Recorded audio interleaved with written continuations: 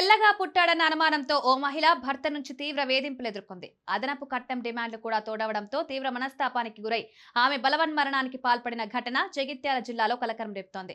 జిల్లా కేంద్రంలోని పోచమ్మవాడకు చెందిన లక్ష్మీ ప్రసన్న అనే యువతికి వెల్గటూర్ మండలం రామ్నూర్ గ్రామానికి చెందిన తిరుపతితో 2 సంవత్సరాల క్రితం వివాహమైంది. ఇద్దరు ఐటీ రంగంలో సాఫ్ట్వేర్ ఇంజనీర్లుగా బెంగళూరులో పనిచేస్తున్నారు. ఈ దంపతులకు గతేడాది ఒక కుమారుడు జన్మించాడు.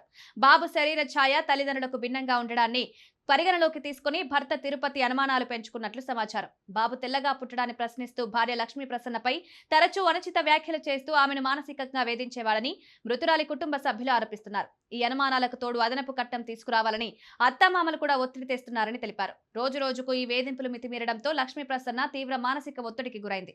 ఈ నేపథ్యంలో ఆమె ఉద్యోగానికి రాజీనామా చేసి ఇంటికే పరిమితమైంది. 5 రోజుల క్రితం పుట్టింటికి వచ్చిన లక్ష్మీ ప్రసన్న అక్కడే మానసికంగా కుంగిపోయినట్టు తెలుస్తోంది. కుటుంబ సభ్యులు ఇంట్లో లేని సమయంలో ఆమె గదిలోకి ఫ్యాన్ వదిలేసుకొని బలవన్మరణానికి పాల్పడింది. అద్దంపై నాకిక బతకాలని లేదు, నా బాబును వాళ్ళకి ఇవ్వకండి అని రాసిన సూసైడ్ నోట్ కూడా కనిపించింది. ఈ ఘటనతో ఆమె కుటుంబంలో విషాద ఛాయలు అలుముకున్నాయి. మృతురాలి తండ్రి ఫిర్యాదు మేరకు జగిత్యాల పోలీసులు కేసు నమోదు చేశారు. భర్త తిరుపతి, అతని తల్లిదండ్రులపై వరకట్న వేధింపులు, ఆత్మహత్యకు ప్రేరేపించిన కేసుల కింద విచారణ ప్రారంభించారు. ప్రస్తుతం దర్యాప్తు కొనసాగుతోంది. ఉన్నత విద్య, మంచి ఉద్యోగాల్లో ఉన్న దంపతుల మధ్య అనుమానాలు, ఆర్థిక ఒత్తిళ్లు ఇలా ఒకరి ప్రాణాన్ని బలికొనడం ప్రస్తుతం తీవ్ర చర్చనీయాంశంగా మారింది.